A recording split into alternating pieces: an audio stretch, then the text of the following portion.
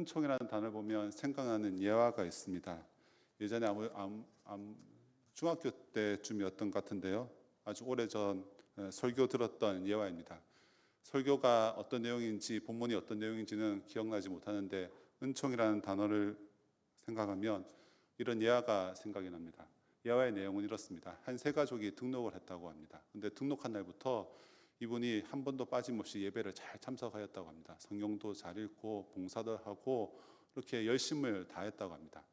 그러던 어느 날 이 세 가족이 목사님을 찾아와서 이렇게 이야기를 했다고 합니다.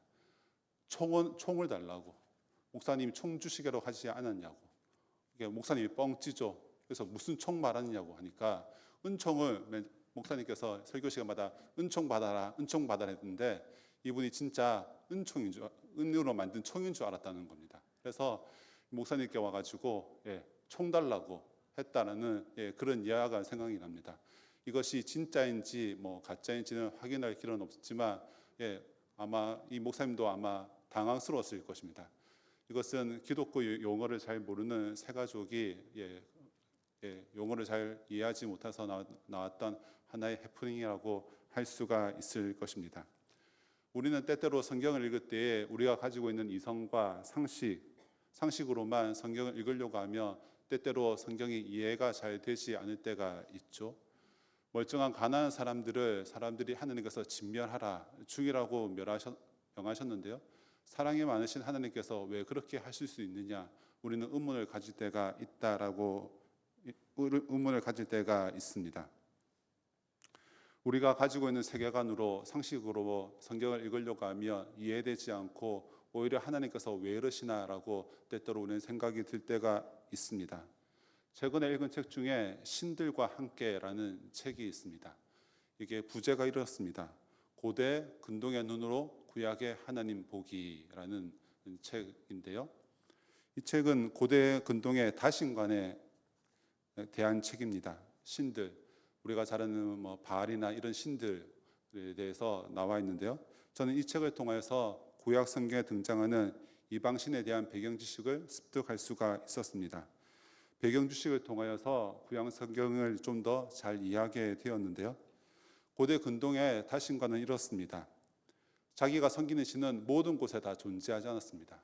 모든 영역에 존재하지 않았습니다. 그래서 우리는 바알을 풍요의 신으로 알고 있죠. 그러니까 물의 신, 대지의 신, 그런 신이 우리는 모든 곳에 존재하고 있는 것이 아니라 모든 영역에 있는 것이 아니라 어떤 한 지역의 한 부분을 담당하고 있는 신관을 가지고 있다라는 것이죠. 하지만 구약 성경에서 우리 하나님은 어떤 분이라고 이야기를 하고 있습니까? 하나님은 모든 곳에 계시는 하나님이라고 이야기를 하고 있죠. 고대 신관 가운데 구약 성경을 읽는 것과 잘 모르고 성경을 읽을 때에 차이가 있고 그 신관을 알고 구약 성경을 읽으면 더욱더 우리가 잘 이해할 수가 있다라는 것이죠. 바울은 고린도 지역에 거주한 적이 있습니다. 그래서 그는 지역에 대해서 고린도 교회에 대해서 잘 알고 있었습니다. 고린도서는 편지입니다. 지금 우리가 고린도전서, 후서로 나뉘어졌는데요. 바울이 고린도 교회에 쓴 편지라는 것이죠. 우리가 성경을 읽을 때에 우리가 시편은 시로 읽어야 됩니다. 시편, 잠언, 전도, 아가 이렇게 시가 서기 때문에 그냥 쭉 읽어 내려가는 것들이 아니라 시기 때문에 꼼꼼하게 되새기면서 묵상하는 것들이 필요하고요. 우리가 읽을 때 지금은 서신서입니다. 서신서는 우리가 어떻게 읽어야 됩니까? 처음부터 끝까지 편지를 읽을 때 여러분 중간중간 나누어서 읽지 않지 않습니까? 편지를 받는다면 여러분들이 처음부터 끝까지 쭉 읽을 것입니다. 그것들처럼 고린도전서를 하나의 편지로 생각한다면 우리가 이렇게 통으로 조금 읽어야 될 필요가 있고요. 그러면서 편지를 적을 때마다 목적이 있습니다. 예를 들어서 저희 아들이 농구하는 아들이 이렇게 편지를 적는다면 사랑하는 아버지 계속 인사를 하면서 저는 농구를 하니까 농구화도 필요하고 농구 양말도 필요하고 코치 선생님들 줄 돈도 필요하고 쭉 이렇게 적는다면 편지의 목적이 무엇입니까? 돈 달라는 이야기죠. 그렇다면 우리가 고린도전서를 읽을 때 이 편지의 주된 목적이 무엇인지를 알고 읽어 나가야 한다라는 것입니다. 이 고린도전서는 다른 서신서와 다르게 처음에 인사말로 시작하죠. 우리가 편지들 다 인사말로 시작하듯이 다른 서신서들 보면 항상 인사로 시작되어집니다. 그런데 우리가 지난주부터 두 번째 강의에서부터 살펴보았듯이 지금 교회에 많은 분쟁들이 있었습니다. 나누어짐이 있었다는 것이죠. 그래서 고린도 교회에 나타나고 있는 지금 아픔들, 분쟁들에 대해서 열거하면서 이것에 대한 치료책, 처방책, 해결책에 대해서 쓴 글이 바로 고린도전서라는 것입니다. 지금 바울은 영적 의사의 역할을 편지를 통하여서 하고 있다라는 것입니다. 이런 문제들이 있으니까 너희들이 이렇게 해야 한다라고 편지를 통하여서 나타나고 있다라는 것입니다. 여기서 우리가 고려해야 될 부분들이 있는데요. 바울은 지금 고린도 교회에 대해서 잘 알고 있었습니다. 고린도에 대해서 잘 알고 있었다라는 것입니다. 그러한 배경 지식을 가지고 고린도서를 편지를 적고 있는 것이죠. 그러니까 바울도 알고 있고 고린도 교인들도 알고 있는 부분들에 대해서는 모든 것들을 성경에 기록하지 않고 있다라는 것입니다.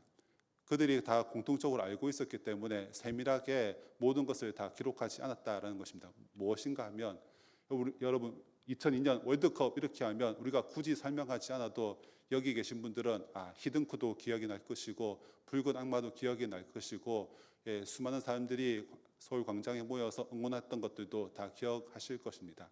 그래서 배경 지식 없이 월드컵 이렇게 하면 다 굳이 설명을 하지 않아도 이해를 하실 것입니다.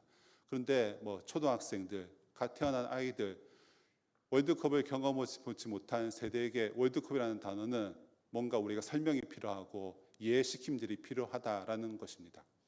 그러니까 우리는 지금 2000년 전에 고린도에 살지도 않았고 바울처럼 배경도 없습니다.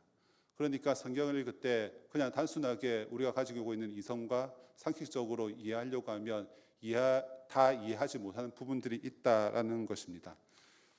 그렇기 때문에 우리가 하나님 말씀을 볼 때 약간의 배경 지식, 그 당시의 문화, 세계가 어떤 모습으로 살았는지 그 지식들을 알고 성경을 우리가 읽어나가며 더 폭넓은 이해를 할 수가 있다라는 것이죠.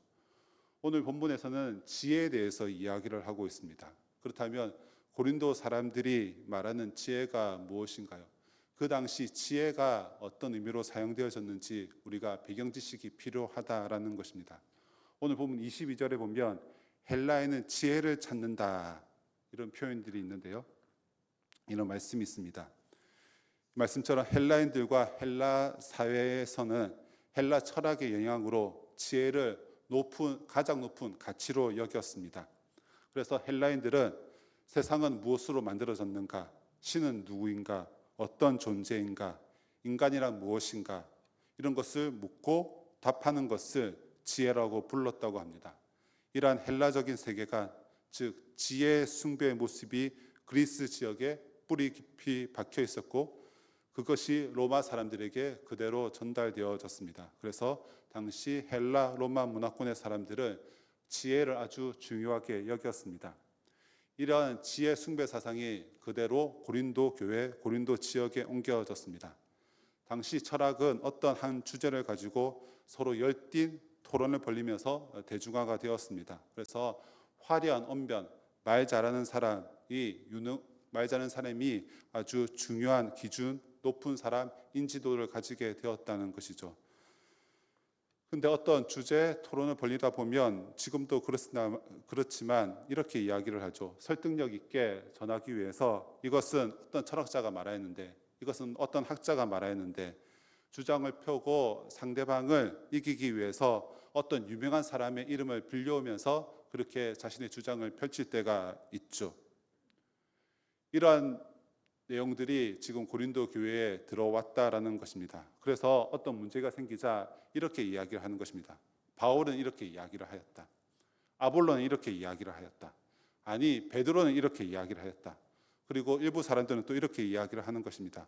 그리스도 우리 주님은 이렇게 말씀하셔서, 이렇게 하면서 자기 주장을 관철시키고 상대방을 이기려고 했다라는 것입니다. 이러한 모습이 발전하여서 독도 분열을 일으키게 되었다라는 것입니다. 디스턴이 쓴 고린도 주석에 보면 이 고린도 배경에 대해서 좀 더 설명을 하고 있는데요. 그러면서 고린도 교회 그리스도인들은 회심 이전에 자신이 가지고 있던 문화, 그런 가치관들을 가지고 기독교 안으로 들어왔다라고 이야기를 합니다. 여러분, 우리가 가지고 있는 문화와 기독교가 합쳐지는 경우들이 되게 많죠. 우리나라도 마찬가지죠. 그러면서 한국교회 역사를 보더라도 기독교 문화 안에 우리 한국교회 역사와 혼합되는 부분들이 있습니다. 예를 들어 우리가 장례식을 치를 때도 그런 것이 접목되어 있다라고 볼 수도 있죠. 이것이 좋은 시너지 효과를 내려면 참 좋았을 건데, 반대로 고린도 교회는 그들이 가지고 있는 문화가 더욱더 분열을 초래하게 되었다라는 것입니다. 고린도 사람들은 자기 주장이 강하고요, 야망이 많고 경쟁심이 강한 편이었습니다.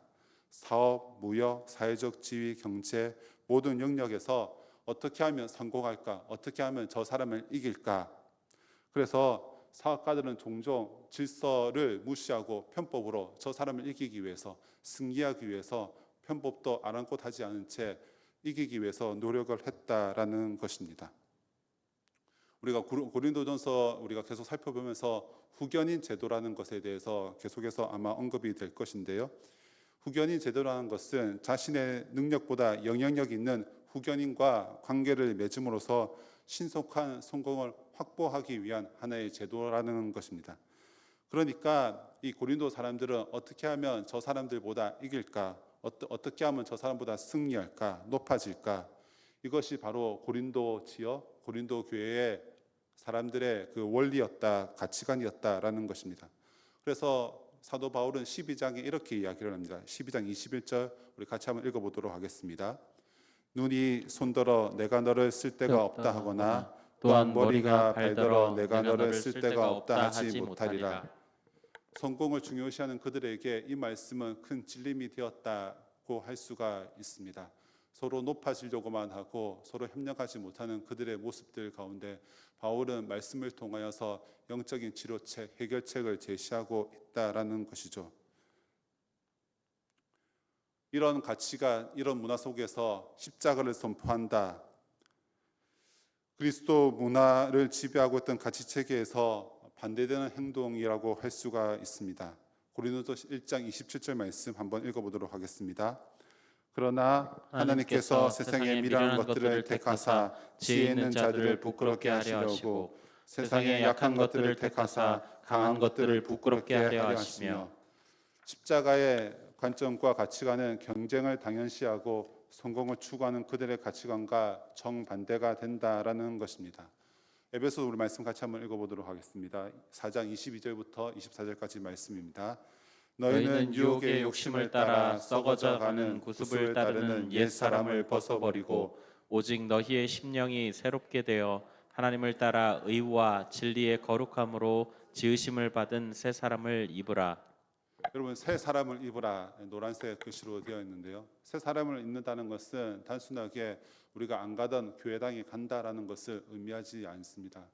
교회당에 갈 뿐만 아니라 우리가 지금까지 살아왔던 가치관들, 우리가 지금까지 행했던 말들, 우리의 모든 생활들이 다 달라지고 새롭게 되어져야 한다라는 것입니다.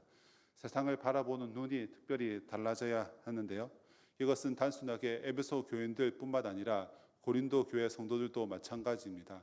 뿐만 아니라 지금 이 시대를 살아가고 있는 저와 여러분도 마찬가지라는 것입니다. 우리가 하나님의 사람이 되었다, 부르심을 받은 하나님의 사람이 되었다라는 것은 옛 사람의 모든 것들을 벗어버리고 우리의 말들, 행동들, 가치관들, 세상을 바라보는 눈들도 다 벗어버리고 우리가 새로운 가치관, 새로운 영적인 영안들이 열려서 새로운 눈이 필요하다라는 것입니다. 우리가 가지고 있다고 생각하는 모든 기득권들을 다 내려놓아야 합니다. 세속적인 기득권의 그 무력함을 깨닫고 십자가와 부활을 붙잡는 삶, 그것이 바로 새 사람을 입은 사람들의 모습이라는 것입니다. 하나님의 능력이 되는 십자가를 깨닫지 못하면, 그렇기 때문에 십자가는 오히려 우리에게 걸림돌이 된다라는 것입니다. 바울의 이 십자가 이야기, 유대의 진영에서는 약한 것으로, 그리스 헬라 학문 진영에서는 완전히 미련한 것으로 들렸을 것입니다. 성공을 추구하고 더 높아지려고 하는 그들에게 바울의 십자가 이야기는 아주 거슬렸을 것입니다. 하지만 십자가의 능력과 지혜에 관한 바울의 확신은 틀림이 없었습니다. 바울이 지금 이야기하는 것은 세상의 지혜가 잘못됐다라고 이야기하는 것이 아닙니다.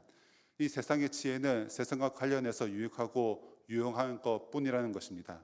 하지만 하늘에 속한 신령한 일들과 관련해서는 전적으로 무익하고 전혀 도움이 되지 않는다라고 이야기를 합니다. 사랑하는 성도 여러분, 우리는 옛 사람을 벗고 새 사람을 입은 자입니다. 하늘에 속한 자가 되었다면 우리는 그에 맞는 새로운 방식으로, 새로운 가치관으로 이 세상을 살아가야 한다라는 것입니다. 여러분 어떠하십니까? 우리는 여전히 새 사람을 입었지만 예전에 세상적인 가치관, 성공주의의 그런 가치관으로 살아가고 있지는 않습니까? 우리가 하나님의 사람이 되었다면 철저히 성경 중심으로 하나님께서 원하시는 삶으로 변화되어져야 한다라는 것이죠. 그것이 쉽지만은 않습니다. 우리의 노력만으로는 되지 않습니다. 하나님 전적인 은혜가 필요합니다. 우리의 입술이 달라지고 우리의 영안들이 열리고 우리의 삶들이 달라지는 것은 우리의 노력만으로 되어지는 것들이 아니라 철저히 하나님의 은혜가 필요하다라는 것입니다. 그렇습니다. 저와 여러분들 우리가 날마다 하나님의 은혜가 필요합니다. 날마다 은총이 필요하다라는 것이죠. 우리의 힘으로는 전혀 한 걸음도 나아갈 수 없는 연약한 자입니다. 내가 누구인지를 잘 알아야 합니다. 우리는 결코 나의 의로 설 수 없다라는 것입니다. 두 번째 우리가 살펴볼 것은 그렇다면 구체적으로 하나님의 지혜가 무엇인가? 본문에서 말하는 하나님의 지혜가 무엇인가라는 것에 대해서 좀 살펴보기를 원합니다. 계속해서 말씀드리지만 하나님의 부르심을 받은 자들은 세상의 지혜가 아니라 하나님의 지혜로 살아가야 하는데요. 오늘 1장 30절 말씀을 통하여서 하나님의 지혜가 무엇인지에 대해서 좀 더 살펴보도록 하겠습니다. 우리 30절 말씀 같이 한번 읽어보도록 하겠습니다. 시작. 너희는 하나님으로부터 나서 그리스도 예수 안에 있고 예수는 하나님으로부터 나와서 우리에게 지혜와 의로움과 거룩함과 구원함이 되셨으니. 이 원문을 좀 더 살려서 의역해 보면 이렇습니다. 뒷부분이 이런데요. 예수는 하나님으로부터 나와 우리를 위한 지혜가 즉 의로움과 거룩함과 구속함이 되셨다. 지혜에 대해서 지혜가 곧 의로움이고요, 지혜가 곧 거룩함이고 지혜가 곧 구속함이다라고 이렇게 원어를 좀 더 원문에 가까이 번역을 해보면 이렇다라는 것입니다. 예수님께서 우리에게 지혜가 되어 주시는데요, 그 지혜가 바로 의로움과 거룩함과 구속함이라는 것입니다. 여러분 그렇다면 우리가 다시 한번 의로움에 대해서, 거룩함에 대해서, 구속함에 대해서 좀 더 살펴보도록 하겠습니다. 의롭게 되어지는 것들, 우리는 쉽게 착각을 할 때가 참 많이 있죠. 내가 착한 일을 하면 우리는 의롭게 되어진다라는 이 말에 대해서 우리는 잘 벗어나지 못할 때가 참 많이 있습니다. 하나님을 알지 못하는 사람들도 구제를 참 많이 하죠. 그들이 착해서 착한 심령을 가지고 구제를 많이 하는 사람도 있습니다.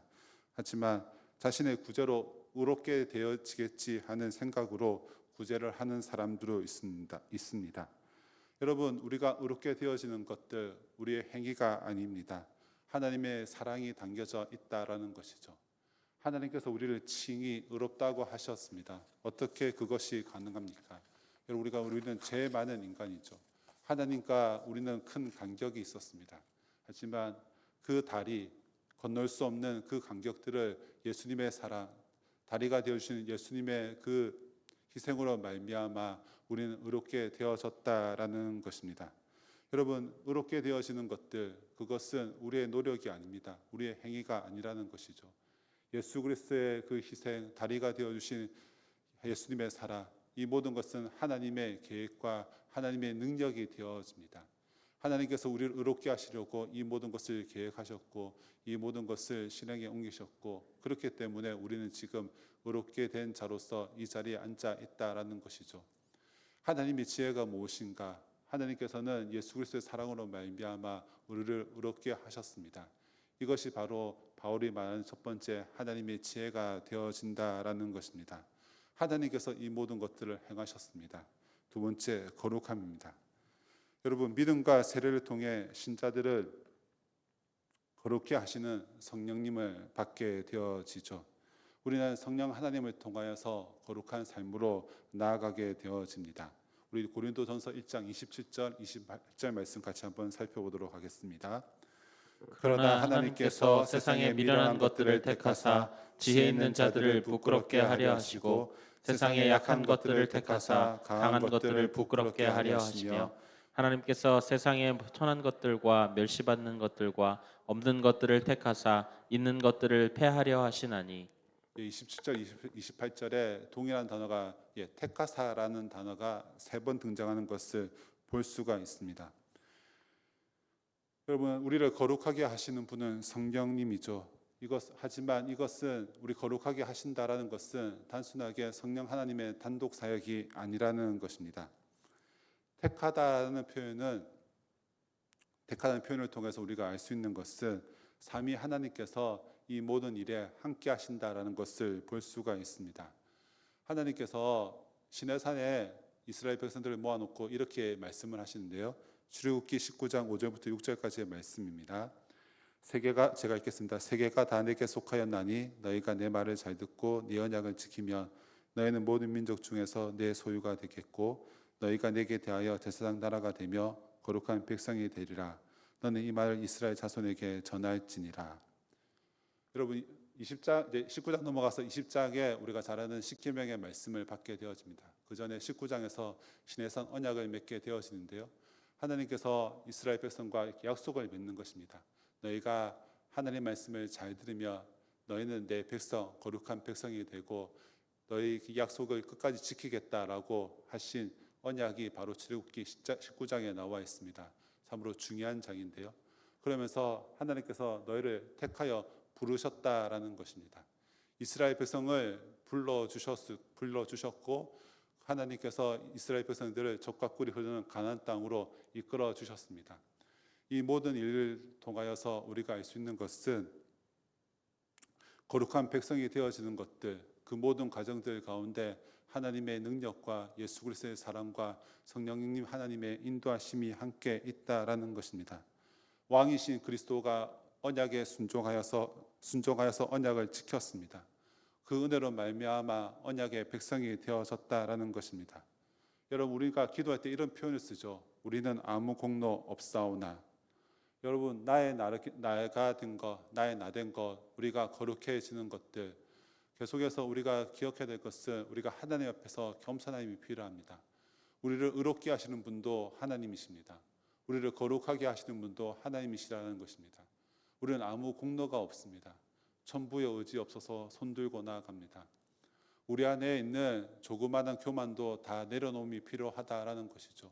우리가 이렇게 신앙생활을 하고 있는 것도, 우리가 이렇게 직분을 받아서 하나님께 나아가는 것도, 우리가 이렇게 예배 자리에 나오고 있는 것도 우리가 잘나서 이 자리에 앉아 있는 것이 아니라는 것입니다. 제가 잘나서 이 자리에 서 있는 것도 아니라는 것입니다.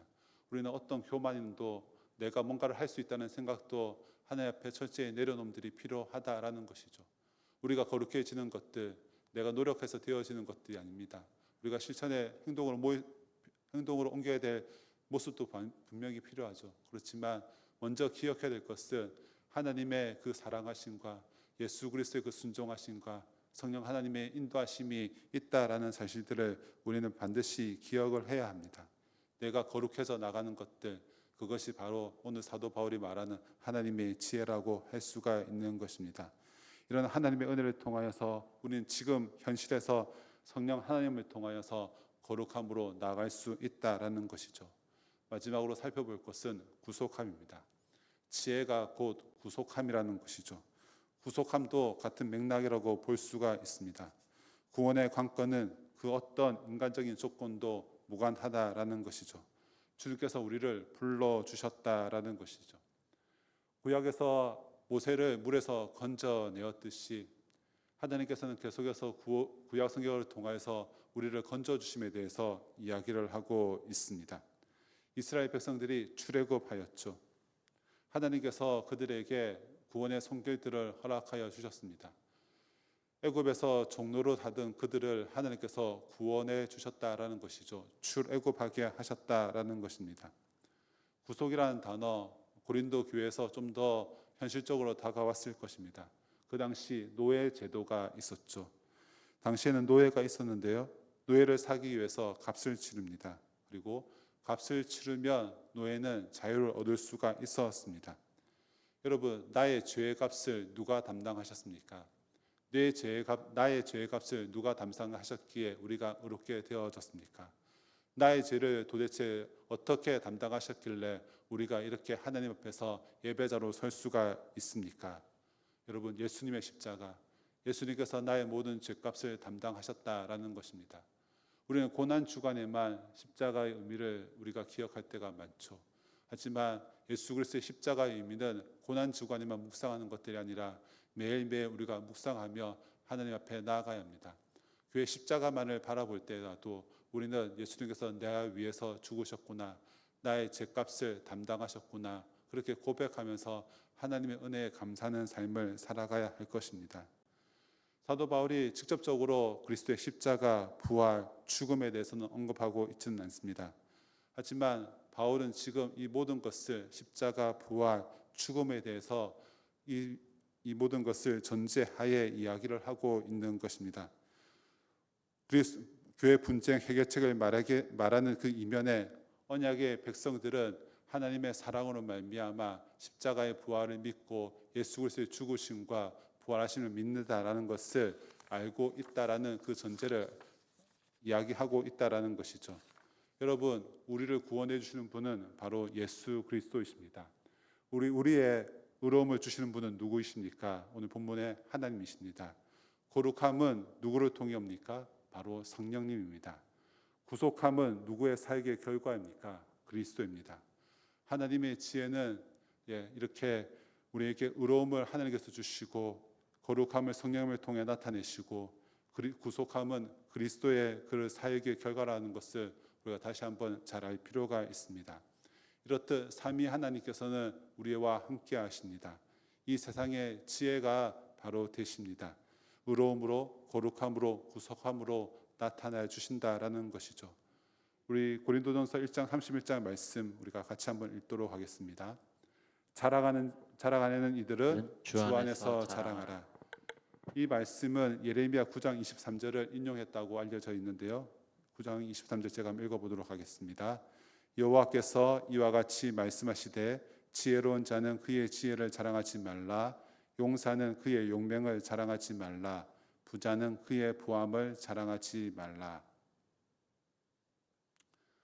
호모의 일리아드에서는 오디세우스는 자신의 장깨를 자랑하고요, 아킬레우스는 자신의 힘을 자랑합니다. 헬라 문화에서 등장하는 인물들은 자랑하는 것이 그들에게 가장 큰 기쁨이었습니다. 기쁨을 안기는 일들이었습니다. 자신의 강교함도 자랑하고 자신의 힘을 자랑합니다. 고린도 교회 그 당시 어떤 성공하기 위해서 화려한 언변으로 자신을 높아지려고 하는 그 문화 가운데 지금 사도 바울은 오직 십자가만을 자랑하고 있다라는 것입니다. 말로 자신의 성공을 자랑하기 위해서 노력하는 그들 앞에 사도 바울이 지금 이야기하고 있는 것은 나는 그런 거 전혀 상관없다. 내가 많이 배웠고 좋은 문화, 좋은 그렇게 학업과 배경을 가지고 있지만 그런 것은 다 쓸데없다. 나는 오직 주 예수 그리스도만을 알기로 작정하였다. 나는 오직 주 예수 그리스도만을 자랑하기 원한다라고 이야기하고 있는 사도 바울의 모습을 볼 수가 있습니다. 계속되는 이런 고린도 교회의 문제들을 향하여서 사도 바울은 오직 예수 그리스도만이 해결책이다, 답이다 라고 이야기를 하고 있는 것이죠. 여러분, 우리가 오직 자랑할 분이 누구이십니까? 오직 예수 그리스도이십니다. 우리가 끝까지 붙잡아야 될 분이 누구이십니까? 오직 예수 그리스도이십니다. 우리의 생명을 주시는 분이 누구이십니까? 오직 예수 그리스도이십니다. 세상의 성공을 자랑하는 그들의 문화 속에서 사도 바울은 이렇게 권면하고 있습니다. 우리의 자랑, 나의 기쁨은 그리스도를 통해 주시는 너그러운 은총에 달려 있다라고 사도 바울은 고백을 하고 있는 것입니다. 사랑하는 성도 여러분, 여러분은 무엇을 자랑하면서 살아가고 계십니까? 사도 바울이 오직 예수 그리스도만을 자랑하며 살았듯이 여러분의 모든 삶들 가운데 오직 예수 그리스도만을 자랑하기를 소망합니다. 말씀을 정리하도록 하겠습니다. 여러분, 우리가 새 사람을 입었습니다. 그렇다면 우리가 가지고 있는 가치가 옛 사람의 모습을 철저히 내려놓는 것들이 필요합니다. 단순하게 그냥 내가 교인이다, 주일날 교회 온다 이 정도가 아닙니다. 우리가 살아왔던 방식들, 우리가 사용했던 말들, 우리가 가지고 있던 모든 가치관들을 철저하게 교회 중심, 말씀 중심으로 바뀌는 것들이 필요합니다. 여러분의 모습은 어떠하십니까? 여러분 정말로 하나님이 주신 의로움으로, 거룩함으로, 구속함으로 그렇게 살아가고 있습니까? 이것만을 자랑하면서 살아가고 계십니까? 여러분 평생에 예수 그리스도만을 사랑하는 복된 삶을 살아가시기를 소망합니다. 우리 이 시간 찬양하며 나가도록 하겠습니다. 십자가를 질 수 있나?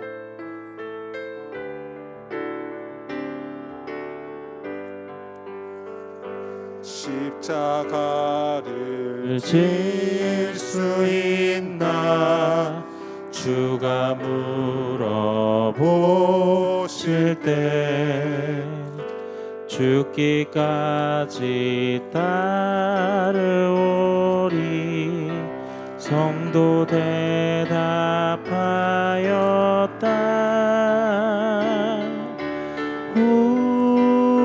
우리의 심령 주의 것이니 주님의 형상 만드소서 주 인도 따라 살아갈 동안 사랑과 충성 늘 바치오리다 너는 기억하고 있나 구원받은 강도를 그가 회개하였을 때 낙원 허락받았다 우리의 심령 주의 것이니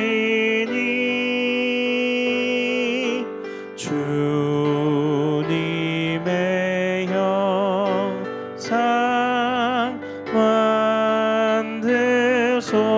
만드소서 주 인도 따라 살아갈 동안 사랑과 충성 늘 바치오리다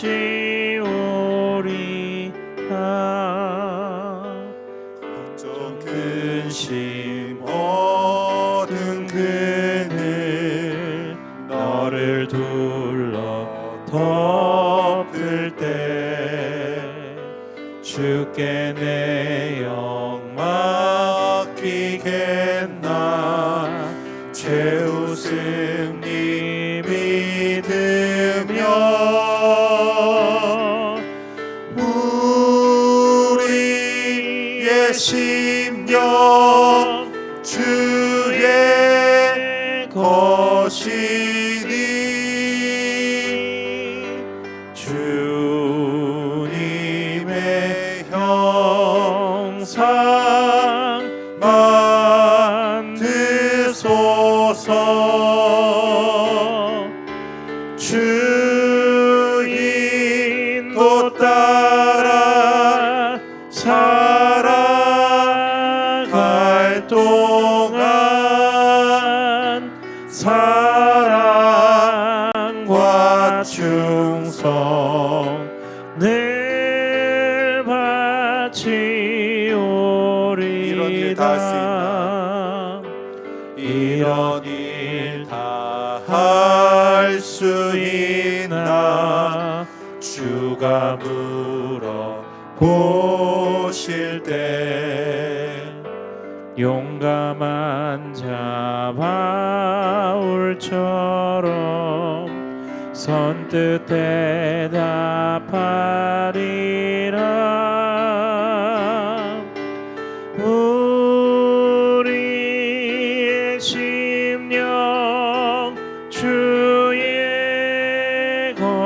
바치니 주님의 형상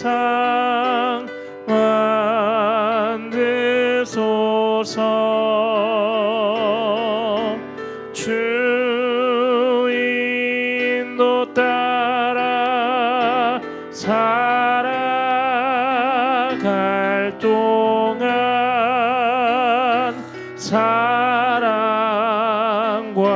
충성 늘 바치오리다.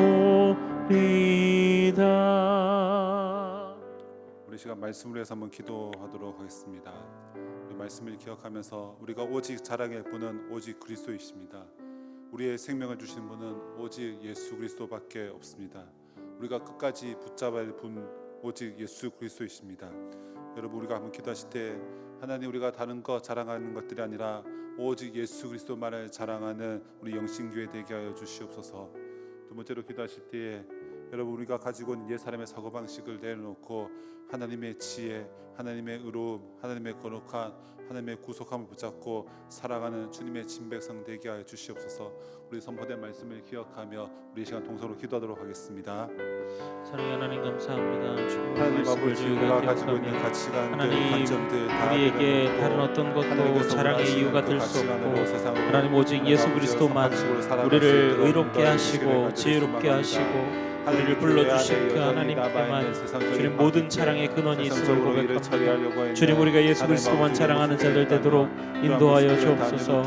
주님, 우리에게 생명 주신 그 예수 그리스도를 우리가 기억하며 주님 끝까지 붙잡고 나아가는 우리가 될 수 있도록 하나님, 우리를 붙잡아 주시고 도와주옵소서.